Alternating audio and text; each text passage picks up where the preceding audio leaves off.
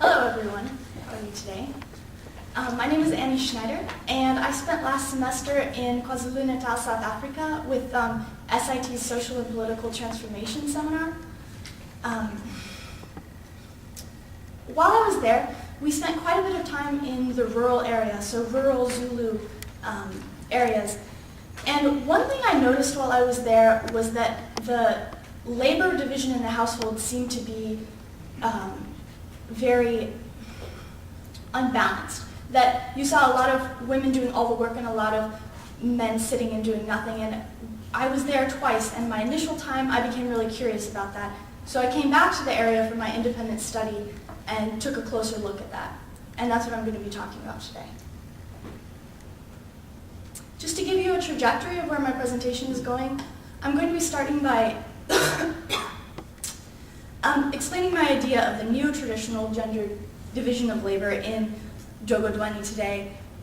Just a brief look at how I did this, and then diving into how labor is divided, how Dokodweni is changing, and the gender changes that are occurring because of these changes. So to give you an idea of what I mean by neo-traditional, today in modern Zulu culture you see that tradition and modernism are clashing.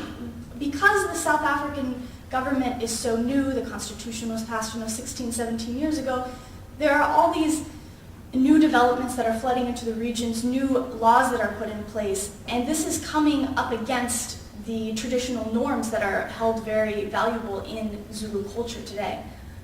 So I just wanted to give you an example, would be Cici Angel here, who is baking traditional Zulu bread, ujekwe, and but she's doing it in like a modern garage with modern clothes and like a plastic bag from the supermarket on her head, but she's still like fulfilling the role of a traditional Zulu woman. And as far as using the division of labor as a way to look at societal change, this is a way that's used by many sociologists and theorists today, and where I think you can view the most societal transformation, really on a household level. Just to briefly go over my methods, I spent 2 additional weeks up in the rural area of Dokodweni and really participated in the traditional division of labor. So I took the role of a young Zulu woman in the household. I brought dinner to my baba every night on a silver platter and helped around the house with cleaning, cooking, and really became part of the community. In addition, I conducted 18 interviews with men and women. And these interviews really turned into more of community talks because it's a very communal area and you can't just talk with one person. So I represented a broad cross-section of the community with this data. So to give you a brief outline of what my initial findings about the gender division of labor were, in general, the women do things that are associated with the indoors, not necessarily occur indoors, but things like cooking, cleaning, gardening, as you can see up here.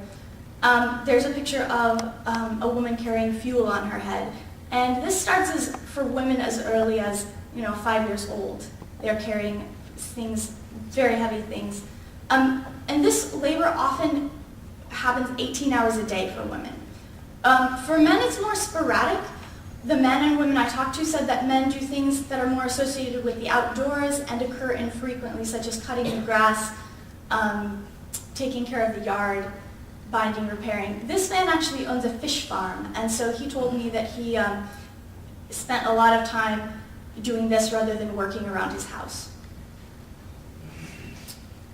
One thing I found particularly fascinating was that respondents to my study indicated that they defined their gender through their labor. So if they, for instance, didn't do their labor, they lost their masculinity or femininity, as you can see from some of my quotes up here. Another thing I found particularly interesting was that Zulu women find their femininity within cooking. If you do not cook, you're not a Zulu woman. And a lot of people laughed at me when I asked, what happens if a Zulu woman does not cook? It's not even an option at this point.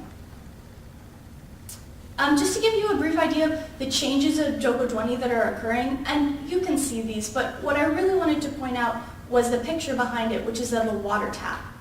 And the first, or a water pump, the first time time I was there, they didn't have this. And we were carrying water from the river on our heads for laundry, for cooking, for cleaning.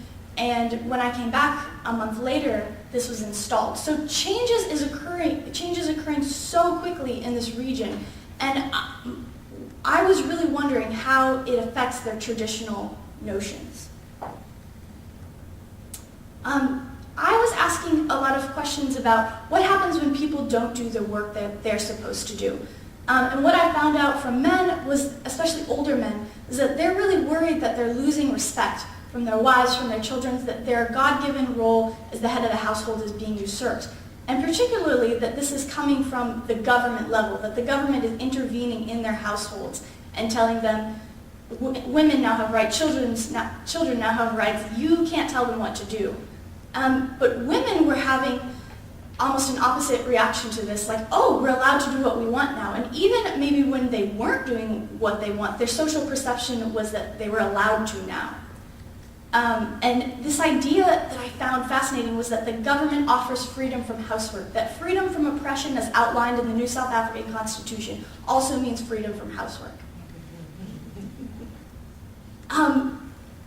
Cooking and gender, along with this idea that a Zulu woman must know how to cook, is the idea that a Zulu man does not cook. However, I found when I talked to younger men, all of the younger men I talked to were cooking.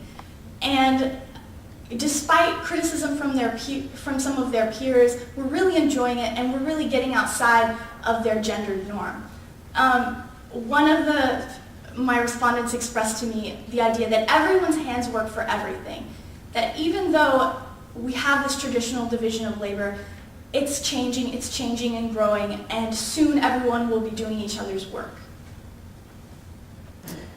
So in conclusion, I felt it was a really radical notion that freedom from oppression equals freedom from housework. And I'd like to continue seeing how that is implemented and plays out in rural Zululand. This tension between tradition and modernism is really birthing this neo-traditional division of labor within the rural area, and it's changing constantly. And then also this idea that the younger generation is where the change is occurring, which is obviously not new, but something that is most certainly radically happening in Dokodweni. Thank you very much.